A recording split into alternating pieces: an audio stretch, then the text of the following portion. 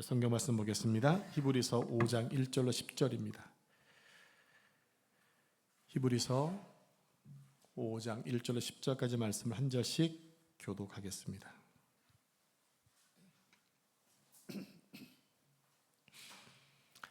대제사장마다 사람 가운데서 택한 자이므로 하나님께 속한 일에 사람을 위하여 예물과 속지 않은 제사를 드리게 하나니, 그가 무식하고 미혹된 자를 능히 용납할 수 있는 것은 자기도 연약에 휩싸여 있음이라. 그러므로 백성을 위하여 속죄제를 드림과 같이 또한 자신을 위하여도 드리는 것이 마땅하니라. 이 존귀는 아무도 스스로 취하지 못하고 오직 아론과 같이 하나님의 부르심을 받은 자라야 할 것이니라. 또한 이와 같이 그리스도께서 대제사장 되심도 스스로 영광을 취하심이 아니요 오직 말씀하신 이가 그에게 이르시되 너는 내 아들이니 내가 오늘 너를 낳았다 하셨고, 또한 이와 같이 다른 데도 말씀하시되 내가 영원히 멜기세덱의 반차를 따르는 제사장이라 하셨으니, 그는 육체에 계실 때 자기를 죽음에서 능히 구원하실 이에게 심한 통곡과 눈물로 간구와 소원을 올렸고 그의 경건하심으로 말미암아 들으심을 얻었느니라. 그가 아들이시면서도 받으신 고난으로 순종함을 배워서 온전하게 되셨은즉 자기에게 순종하는 모든 자에게 영원한 구원의 근원이 되시고, 하나님께 멜기세덱의 반차를 따른 대제사장이라 칭하심을 받으셨느니라. 아멘. 이 말씀은 살아계신 하나님의 말씀입니다. 아멘. 오늘은 히브리서 강의 12번째 시간으로 예수님의 대제사장직 조건이라는 제목으로 말씀을 묵상하겠습니다.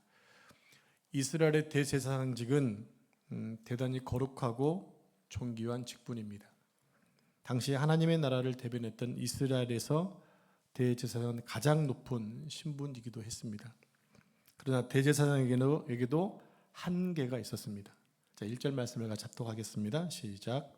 대제사장마다 사람 가운데서 택한 자임으로 하나님께 속한 일에 사람을 위하여 예물과 속지 않은 제사를 드리게 하나니. 네, 대제사장 조건이 나오죠. 무엇이냐면 사람 가운데 택함을 입었다는 겁니다.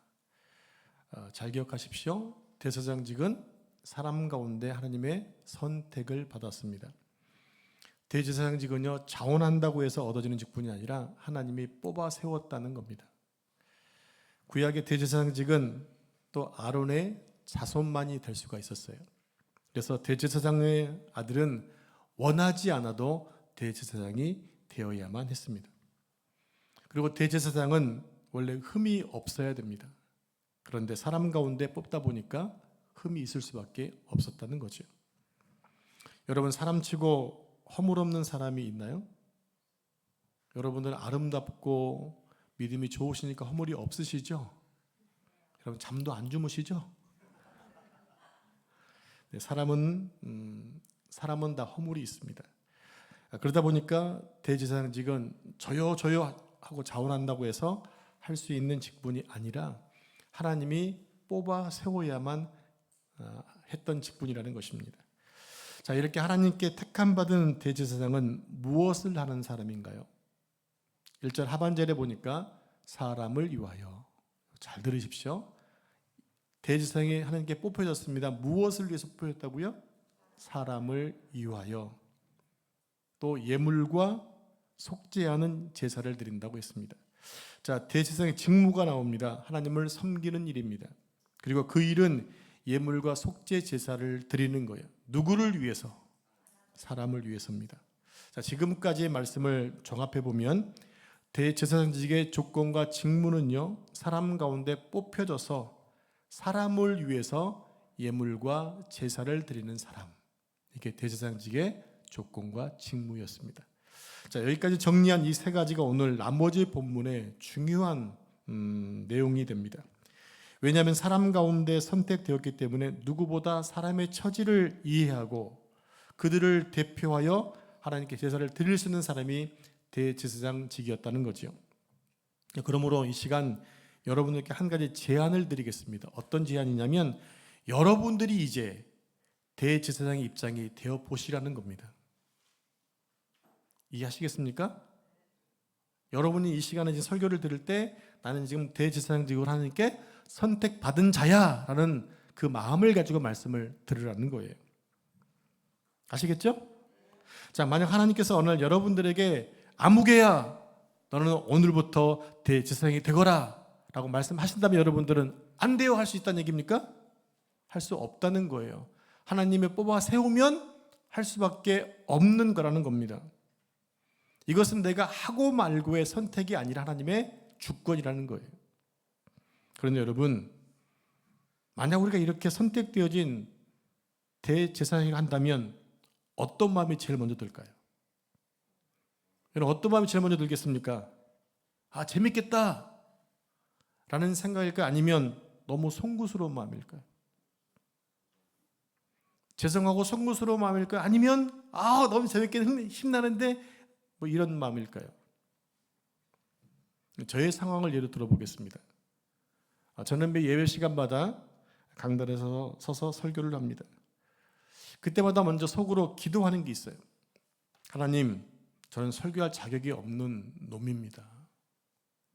그러니 오늘도 부족한 종에게 자비와 은혜를 주셔서 저의 모든 죄와 허물을 덮어주시고 오직 주의 말씀만 선포되게 해주십시오. 이렇게 여러 번은 모르지만 저는 기도합니다. 제가 왜 이런 기도를 매 시간 하는 걸까요? 그냥 예의상 하는 게 아니에요. 예의상 형식상 하는 것이 아니라 제가 너무 힘들고 부담되기 때문에 기도하는 거예요. 뭐가 힘이 드냐? 저도 동일하게 말씀을 들어야 되고 함께 청중의 입장에서 들어야 할 입장인데 감히 거룩하신 말씀을 제가 이 자리에서 대신 전해야 되기 때문에 제 스스로가 너무 부담되고 힘든 거예요. 왜 그러냐면요, 그럴 자격이 안 되기 때문에 그런 것입니다. 저도 그렇다면 여러분도 마찬가지 그런 마음이 든다라는 거죠. 물론 감사할 수 있습니다. 그렇지만 감사 전에 내가 너무 허물 많은 자이다 보니까 죄송하고 송구스러운 거예요. 이런 몸으로 이 귀한 사명 감당하는 게 너무나 미안하고 그래서 힘이 드는 거예요. 대제사장도 그런 마음이었을 거라는 겁니다. 왜냐하면 자기도 허물이 많기 때문에 그런 거예요. 그런데 허물 많은 자신이 다른 사람을 위해 제사를 드려야 하니까 그것이 얼마나 힘들고 부담이 되었겠냐는 말입니다. 물론 그게 영광스럽고 귀한 직책이긴 했지만 그 영광의 무게만큼이나 부담스럽고 힘든 직책이었다는 거죠. 그런데 2절에서 아주 중요한 예표적 그림 하나를 보여주고 있습니다. 우리 함께 2절 말씀을 같이 합독하겠습니다. 시작. 그가 무식하고 미혹된 자를 능히 용납할 수 있는 것은 자기도 연약에 휩싸여 있음이라. 아멘. 2절 하반절에 보면 자기도 연약에 휩싸여 있다 이렇게 얘기하고 있어요. 이 말이 참 감동적이고 위로가 됩니다. 대제사장은 백성들의 죄를 위해 제물을 가지고 하나님께 나아갈 때마다 늘 자신의 죄 문제 때문에 씨름할 수밖에 없었다는 겁니다. 나도 죄인인데 왜 어떻게 남의 죄를 대신 지고 나갈 수 있을까라는 그런 마음이 들었던 거예요. 그래서 우리 예수님도 이 큰 대제사장의 직분을 감당하기 위해서 사람의 몸을 이을 수밖에 없었다는 겁니다. 그래야만 인간의 연약함을 온전히 이해할 수 있기 때문에 그런 거예요. 사람이 힘들고 어려울 때 우리가 동정의 마음이 생기잖아요. 같은 마음을 느낀다, 같은 감정을 느낀다는 것 아닌가요? 근데 전혀 동정하지 못하는 분이 있어요. 공감을 못하는 거예요. 왜 그러느냐? 같은 처지에 있어 본 적이 없었기 때문에 그러는 거예요.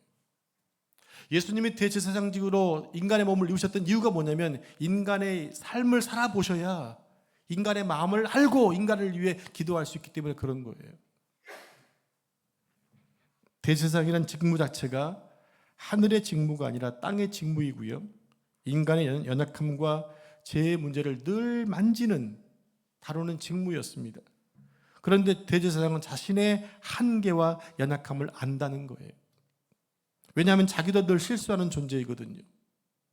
그래서 대제사장은 백성들이 넘어진 이유가 무엇이고 백성들의 거짓과 위선과 눈물과 한숨과 한계가 무엇인지를 다 안다는 겁니다. 바로 이것이 예수님이 우리와 똑같은 인간의 몸을 입고 오셔야 했던 주된 이유이기도 하다는 거예요. 예수님이 참 인간이 되셨기 때문에 예수님은 우리의 연약함과 필요를 누구보다 잘 알고 계시다는 거죠. 그게 우리에게는 큰 위로가 된다라는 거예요. 지금 내가 겪고 있는 모든 환경들을 좀 예수님은 이미 다 알고 계시다라는 거예요. 왜? 그런 삶을 살아보셨기 때문에. 그래서 주님은 지금 하나님 보좌 우편에서 뭐하고 계세요? 중보기도 하고 계시다고 말씀하잖아요. 제가 지난주도 말씀을 드려서 사람이 너무 힘들어서 기도할 수 없는 상황에 처해지면 우리 속에는 성령께서 탄식하면서 기도하신다고 말씀하시잖아요. 그분이 누구세요? 우리 하나님이세요. 자, 이제 3절 말씀을 같이 합독하겠습니다. 시작. 그러므로 백성을 위하여 속죄제를 드림과 같이 또한 자신을 위하여도 드리는 것이 마땅하니라. 아멘. 자, 이 말씀은 대제사장은 백성들의 죄를 대신해서 제사를 드리지만 본인도 죄인이었기 때문에 제사를 드리기 전에 뭐 했다는 얘기입니까? 자신의 죄를 먼저 속량받았다라는 거예요. 이게 이스라엘에는 7월 11일 대속죄일이 있거든요. 이날은 딱 1년에 한 번 대제사장이 백성의 죄를 가지고 지성소에 들어가는 유일한 날이었어요. 그럴 때 먼저 자기를 위한 제사를 먼저 드려서 속량받은 다음에 백성들의 죄를 속량받았던 날이 대속죄일입니다. 그러니까 먼저 하나님께 나아갈 때마다 먼저 뭐 했다는 얘기입니까? 자신의 죄의 문제를 먼저 해결받았다라는 거죠.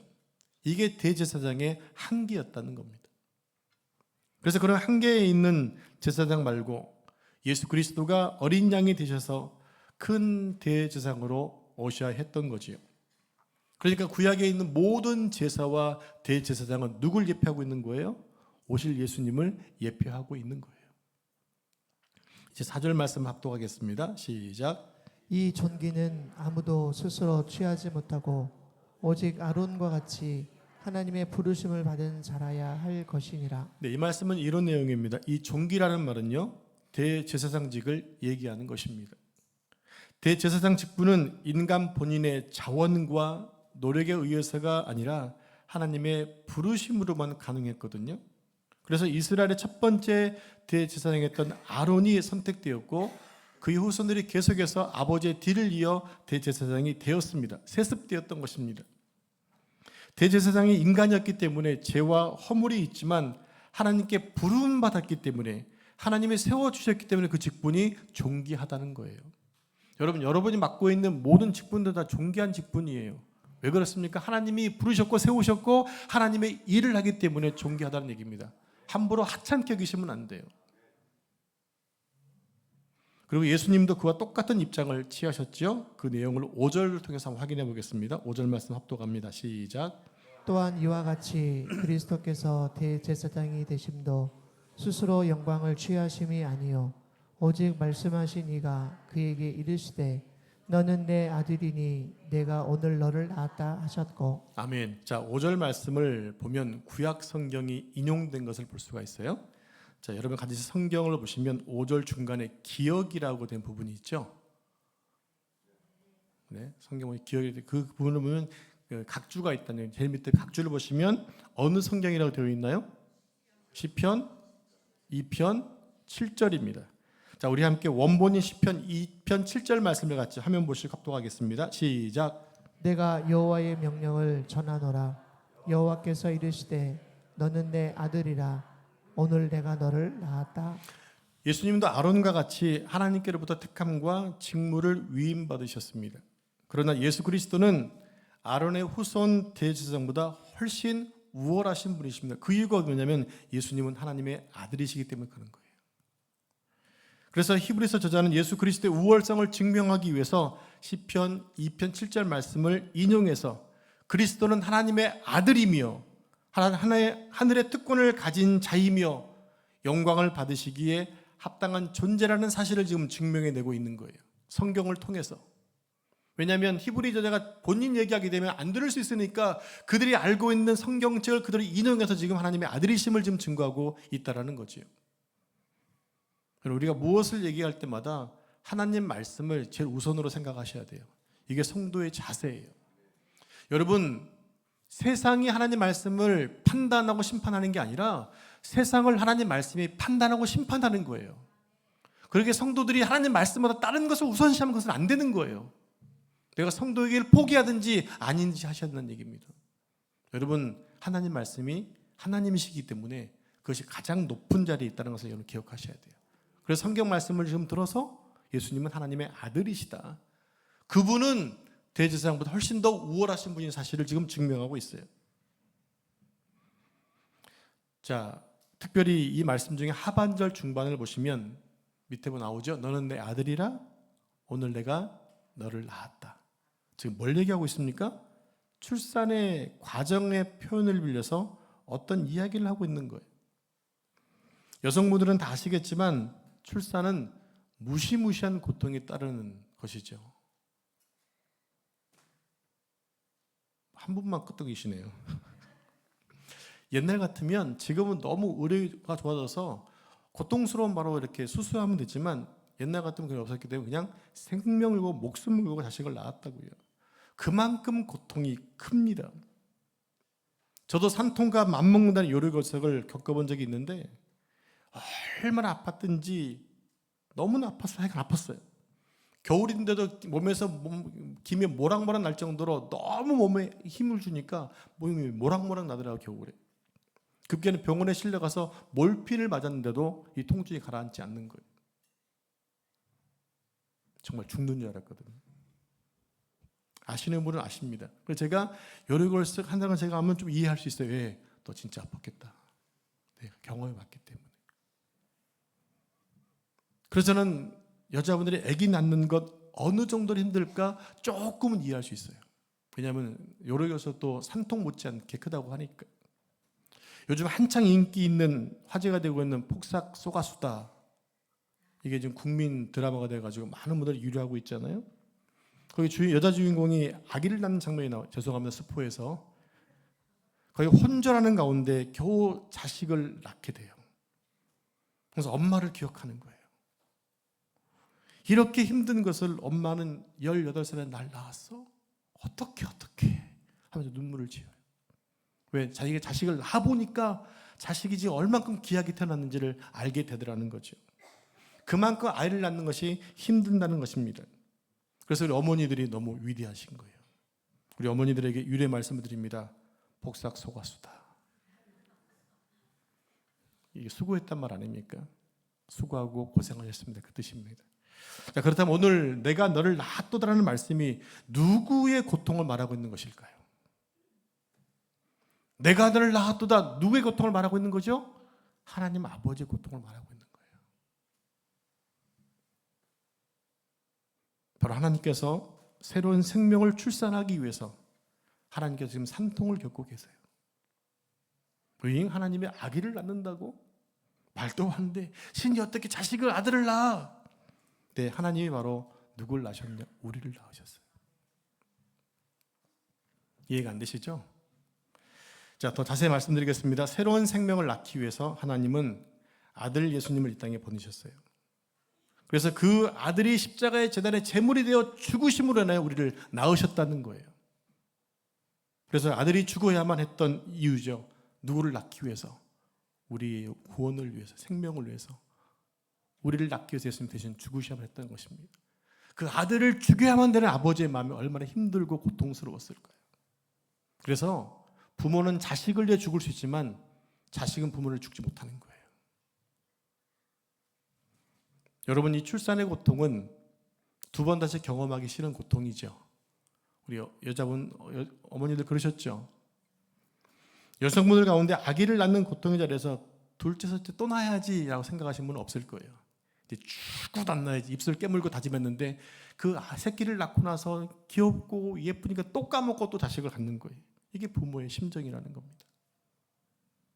이게 하나님께서 외아들이신 예수 그리스도를 이 땅에 보내심으로 우리를 구원하신 하나님의 한없는 사랑이라는 겁니다. 하나님의 출산의 고통이 한 생명을 낳은 것이고 그 생명이 바로 우리들이거든요. 그러면 우리가 얼마나 존귀한 존재인지 모릅니다. 여러분은 너무나 귀하신 분이세요. 왜냐하면 하나님이 예수님 대신에 여러분을 낳으셨기 때문에 그래요.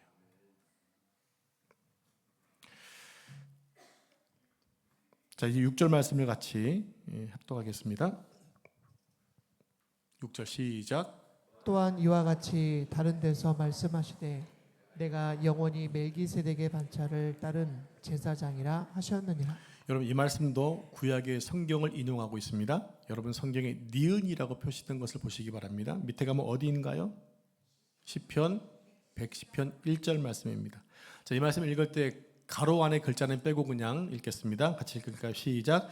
여호와께서 내 주에게 말씀하시기를 내가 내 원수들로 내 발판이 되게 하기까지는 너는 내 오른쪽에 앉아 있으라 하셨도다. 화면을 잘 보시기 바랍니다. 화면 좀 다시 올려주세요. 여기서 내가라는 말은 하나님을 얘기하고 내 원수들은 예수님의 원수를 얘기합니다. 아니, 그 전 거를요. 전 거를 더 올려주세요. PPT를 올려주시라고. 네.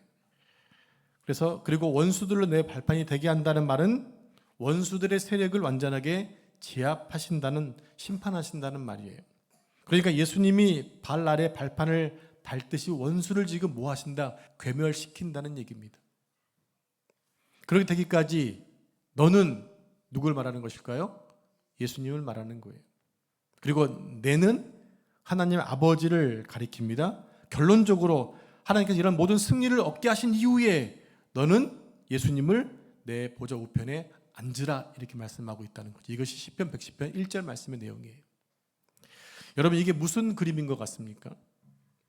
지금 보좌에는 하나님이 앉아 계셔서 영광 가운데 통치하고 심판하고 계세요. 근데 하나님 보좌 오른쪽에 예수님이 앉으라고 말씀하시는 것입니다. 이것은 뭐냐면 아들 예수님이 이 땅에서 모든 사역을 마치시고 다시 왕으로 복귀하는 장면을 말씀하고 있는 거예요. 그래서 우리는 고백하죠. 예수님은 지금 어디에 계신다? 하나님 보좌 우편에 앉아 계신다라고 말하고 있는 거죠. 자, 이제 계속해서 시편 110편 2절부터 4절까지 말씀 한 절씩 저는 교독하겠습니다. 여호와께서 시온에서부터 주의 권능의 규를 내 보내시리니 주는 원수들 중에서 다스리소서. 주의 권능의 날에 주의 백성이 거룩한 옷을 입고 즐거이 헌신하니 새벽 이슬 같은 주의 청년들이 주께 나오는도다. 자, 4절 합독합니다. 여호와는 맹세하고 변하지 아니하시리라. 이르시기를 너는 멜기세덱의 서열을 따라 영원한 제사장이라 하셨도다. 아멘. 우리는 지금 성경 네 구절을 보았습니다. 1절에서는 아들이신 예수님이 다시 왕권을 회복하시고 왕이 즉위하신다는, 또 회복하신다는 것을 보았고요. 자, 4절 말씀을 띄워주실래요? 자, 같이 한번 읽어볼까요? 너는 멜기세덱의 서열을 따라 영원한 제사장이라 하셨도다. 이 말이 무슨 뜻일까요? 그러니까 이 말씀은 예수님이 다시 왕권을 회복하시기 전에 반드시 해야 될 일이 있다는 거예요. 그게 뭡니까? 멜기세덱처럼 제사장 역할을 해야 한다는 거죠. 자, 이 그림에서는 두 가지를 볼 수가 있습니다. 최종적으로 예수님이 회복되시는 장면이 있지만 그 전에 뭐 해야 된다? 제사장이 되어서 인간의 죄를 대속하셔야만 한다는 얘기입니다. 간단히 정리하면 우리가 큰 영광을 얻기 전에 영광을 얻기 위한 수고가 있어야 한다는 거예요. 여러분, 우리의 구원은 그냥 이루어진 것이 아니라는 걸 알고 계시죠? 예수님이 희생하셨기에 우리가 구원받은 것처럼 예수님이 다시 왕으로 복귀하기 전에 해야 될 일, 우리의 구원 사역을 감당하셔야 된다는 거예요. 무슨 신분으로? 대제사장의 신분으로. 자, 이제 마지막으로 그렇게 이 땅에 오신 예수님은 어떤 삶을 사셨는가를 계속해서 말씀을 통해 보도록 하겠습니다. 7절 말씀 합독합니다. 시작. 그는 육체에 계실 때에 자기를 죽음에서 능히 구원하실 이에게 심한 고통과 눈물로 간구와 소원을 올렸고 그의 경건하심으로 말미암아 들으심을 얻었느니라. 네, 7절 중반절에 보면 구원하실 이에게 하나님에게 심한 통곡과 눈물로 간구의 소원을 올렸다. 이 말씀은 예수님이 십자가를 지시기 전날 밤에 하나님의 앞에서 땀 흘려 땀방울이 핏방울이 되기까지 간절히 기도하셨던 겟세마네 동산의 밤을 연상케 합니다. 그래서 우리는 자연스럽게 예수님의 고난은 단편적으로 이해하는 경우들이 있어요. 예수님의 십자가 고난으로 한정시키는 거죠. 그게 예수님의 고난이다 생각하고 있는데 그렇지 않아요. 예수님의 고난은 전 생애적인 것이었어요. 왜 그러냐면 하나님이신 분이 인간이 되셔야 됐기 때문에. 그 자체가 바로 고난이셨던 거예요. 아기로 태어나신 것, 또 인간의 모든 어려움들 똑같이 경험하신 모든 것들이 다 뭐란 얘기입니까? 고난이란 얘기예요. 그리고 가장 큰 고난은 바로 죽음이었겠지요. 우리 같으면 그런 구차한 과정 거치지 말고 선원공처럼 구름 타고 내려오셔서 한순간에 한 방으로 그냥 로마 군대를 물리쳐 버리시고 백성을 구원하시면 되지 않겠습니까? 라고 생각할 수 있겠지만 그렇게 해서는 언제나 구원을 이룰 수 없다라는 거예요. 왜 그럴까요? 이런 이유 때문입니다. 예수님이 완전한 인간이 아니면 백성들의 구체적이고 실체적인 죄가 무엇인지를 알 수가 없는 거지. 그래서 예수님은 인간으로 오셔야만 했던 것입니다. 왜냐하면 우리의 작은 실체를 깨닫고 알고 해결해 주시기 위해서. 그게 바로 공감, 동정인 것입니다. 차라리 모든 것을 없는 것으로 합시다 라고 하면 좋겠지만 리셋이 될 수가 없는 거예요. 인간이 죄를 지은 경우는 없는 걸 할 수가 없기 때문에 그 죄를 다시 깨끗하게 없앨 수 있는 해결하는 방법을 취한 것이 바로 십자가였고 예수님의 인생이었거든요. 그 자체가 뭐란 얘기입니까? 고난이었다는 거예요. 이제 8절 말씀을 합독하겠습니다. 시작. 그 아들이시면서도 받으신 고난으로 순종함을 배워서. 자, 예수님은 하나님의 아들이면서도 받으시는 그 고난으로 뭘 배웠다고 했습니까? 순종함을 배웠습니다. 순종함을. 자, 8절에서는 그런데 8절에서는 순종이라는 단어보다 중요한 게 배웠다는 단어예요. 예수님이 지금 순종함으로 배우셨어요. 아니 전지전능하신 분이 배울 게 뭐가 있겠습니까? 얘기할 수 있겠죠? 그 이야기 이렇게 설명해 드리겠습니다. 예수님께서 이 땅에 육신의 몸을 입고 오신 그 자체가 고난이었다고 말씀드렸습니다. 그리고 고난은 전 생애적인 것이었어요. 십자가의 죽음만이 고난이 아니라 하나님이 인간이 되신 그 자체가 고난이었거든요. 그리고 완전하신 인간이신 예수님은 우리가 똑같이 세상의 모든 유혹과 욕망과 시련과 고난을 다 겪어내셨어요. 아기 때부터. 예수님의 고난은 십자가만 한정되어서는 안 된다는 얘기입니다. 그래서 예수님은 배도 고프셨고 피곤하셨고 슬픔을 겪었고 아픔을 겪으신 겁니다. 우리 인간이 겪고 있는 모든 고난을 우리 주님도 다 겪으셨다는 거죠. 그러니까 우리 예수님은 그런 인간의 모든 고난에 동참하고 순종하심을 통해 배우셨다는 겁니다. 여러분, 지금 이 히브리서를 읽고 있는 독자들이 어떤 상황이라 말씀을 드렸나요?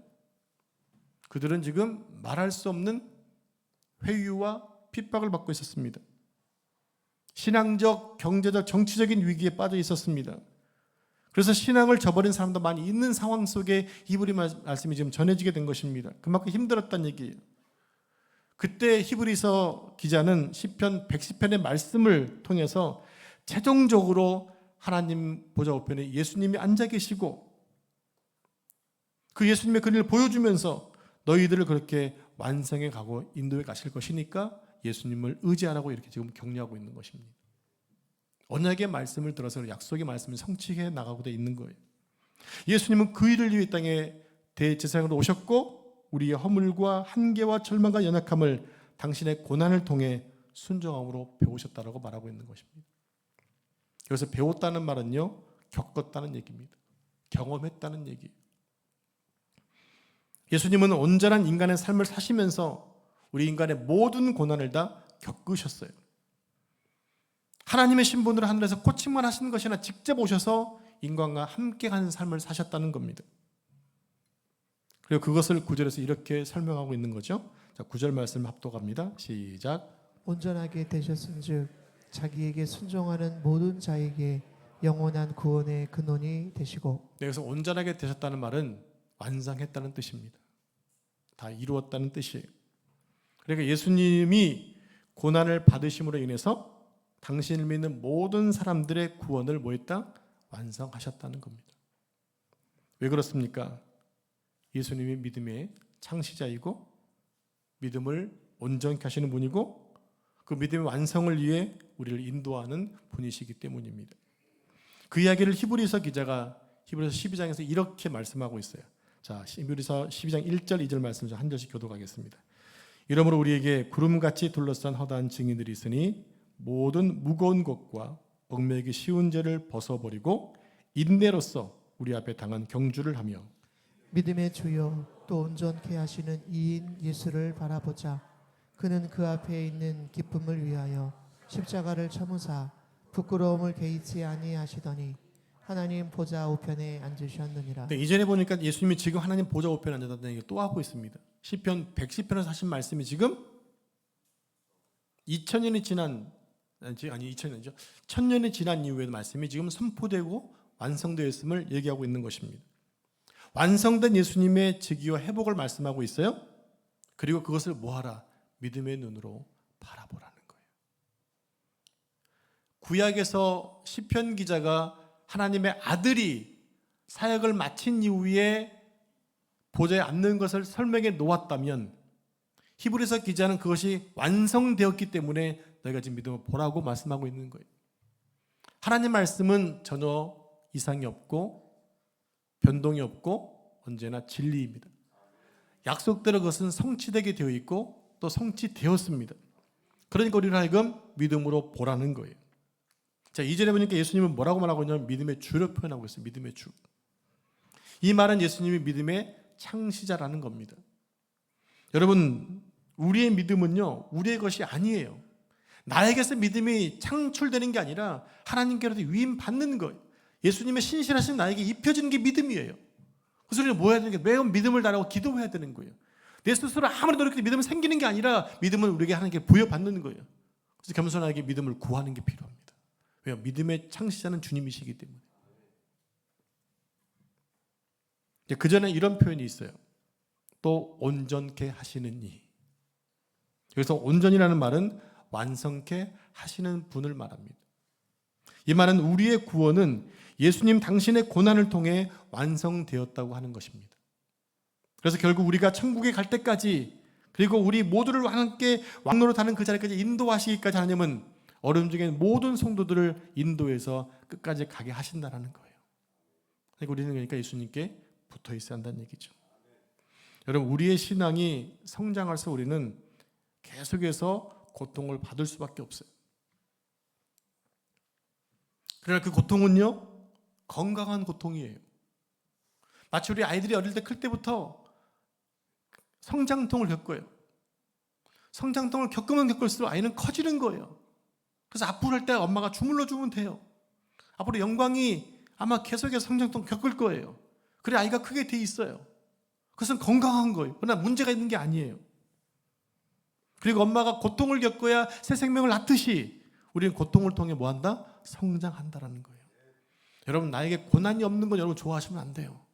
그 고난은 나를 성장시키기 위한 고통이기 때문에 올 때마다 감사할 수 있어야 돼요. 그래서 고통과 고난이 온다? 결론은 뭐다? 감사하면 돼요. 감사하면 고난은 지나가요. 제가 이미 여러 번 경험한 임상적인 것입니다. 그리고 신앙의 가장 고상한 가치는요, 언제나 십자가의 공로와 자비와 은혜에 매달리는 싸움이어야 한다는 것입니다. 그래서 2절의 말씀 보니까 바라보라 말하고 있어요. 바라보라. 이 말은 즉 거기에 내 인생을 묶어서 고정시키라는 얘기입니다. 하나님께 나를 꽉 묶어서 떨어지지 않도록 고정시키라는 거, 이게 바라보라는 말이에요. 무엇을 바라보라는 얘기입니까? 나를 위해 구원을 완성하신 인간의 모든, 내가 겪는 모든 것들을 겪으신 그 예수님이 죽으시고 나를 구원하신 이 생명을 지키기 위해서 주님께 붙어 있는 것, 이게 우리가 해야 될 일이라는 거예요. 말씀을 정리하겠습니다. 오늘 우리는 예수님의 대제사장직의 조건에 대해서 살펴보았습니다. 왜 예수님은 육신의 몸을 입고 이 땅에 오셔야만 했습니까? 인간의 모든 상황을 다 겪어내시기 위해서였습니다. 그러므로 인해 큰 제사장이신 예수 그리스도의 죽으심으로 인해 우리 모든 죄악이 용서되어지고 하나님께 우리의 구원이 완성되었습니다. 그런데도 우리는 주님께로부터 돌아설 때가 너무 많지요. 힘들다고, 불평하고, 어렵다고 포기하고, 고난 때문에 신앙마저도 포기합니다. 기도 응답이 안 되면 막 삐집니다. 그러나 우리를 향한 하나님의 사랑은 한순간도 식어지지 않아요. 주의 사랑은 영원합니다. 여호와께 돌아가자. 우린 늘 돌아서도 주의 사랑은 변함없이 붙들고 있다는 그 말씀처럼 하나님의 붙드심이 있기 때문에 우리가 지금 이 자리에 앉아있다고 하는 거예요. 얼마나 감사한가요? 우린 지난주에 우리나라에 큰 아픔을 겪었죠. 비상계엄과 또 대통령 탄핵 소추로 인해 대한민국의 정치와 경제 또 국제위상은 너무나 많이 힘들어지고 떨어져 버렸어요. 나라가 완전히 두동강돼 버렸어요. 남부지방에서는 역대 최악의 산불로 수많은 생명과 이민들이 생겼습니다. 그러므로 인해 백성들의 겪는 고통은 너무나 힘든 상황이 있습니다. 우리 하나님께서 왜 이렇게 하셨는지 잘 모르겠지만 중요한 것은요, 하나님의 생각은 재앙이 아니라 평안이라는 거예요. 우리와 똑같은 삶을 사셨던 예수님은 지금 우리의 고난과 어려움을 잘 아십니다. 우리 형편과 처지도 잘 아십니다. 그래서 우리 주님은 우리의 눈물을 온전히 닦아주실 수 있는 유일한 분이신 거예요. 또 한 주간 시작되는 이 삶 속에 수많은 거짓된 소문들과 수많은 비바람이 몰아치게 될 것입니다. 우리의 마음이 뒤숭숭할 수 있을 것입니다. 그런 상황에서도 우리를 붙들고 계시는 그 예수님 꼭 붙들려 하셔서 흔들림 없이 믿음의 길을 달려나가는 저 여러분 되기를 축복합니다. 기도하겠습니다. 하나님 감사합니다. 우리 예수님께서 대제사장이 되실 땅에 오셔서 인간의 모든 삶을 사시고 아픔과 어려움들을 겪으셨기에 우리를 대변하고 우리를 주님께 인도하실 수 있는 유일한 분임을 깨닫게 하시니 감사합니다. 주님께서 우리의 죄를 위해 죽으셨기에 귀한 생명이 되어 하나님을 찬송하는 자리에 서 있게 하심을 감사합니다. 하나님께 우리의 믿음을 고정시키고 흔들리지 않는 믿음으로 주 앞에 달려갈 수 있도록 도와주시옵소서. 어려움과 환난을 뛰어넘어 언제나 우리를 지켜보고 계시는 하나님을 의지하고 승리할 수 있도록 도와주시옵소서. 이 모든 말씀을 존귀하신 예수님의 이름으로 기도합니다. 아멘.